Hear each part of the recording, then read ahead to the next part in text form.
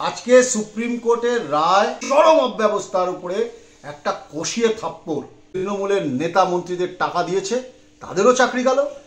আজকে সুপ্রিম কোর্টের রায় কার্যত প্রত্যাশিত ছিল। মাননীয় হাইকোর্টের রায়কেই যে বহাল রাখবে সেটা মোটামুটি প্রত্যাশিত ছিল। এই রায় পশ্চিমবঙ্গ সরকারের অব্যবস্থা, দুর্নীতি, চরম অব্যবস্থার উপরে একটা কষিয়ে থাপ্পড়। এরপরেও সম্বিত ফিরবে না। এই রাজ্যে হাজার হাজার ছেলে মেয়ে, গরিব মানুষ, গরিব ছেলেমেয়েরা জমি বিক্রি করেছে, বাড়ি বিক্রি করেছে, সম্পত্তি বিক্রি করে তৃণমূলের নেতা মন্ত্রীদের টাকা দিয়েছে, তাদেরও চাকরি গেল। যেমন গেহুর সাথে ঘুণ পেশে ঠিক সেরকমভাবে কিছু ভালো ছেলে মেয়েরও চাকরি চলে গেল। দায় এবং দায়িত্ব আপনাকে নিতে হবে। অর্গানাইজড করাপশন, সিস্টেমিক অর্গানাইজড করাপশনের দায় এবং দায়িত্ব চাল আর কাপড় আলাদা করা গেল না।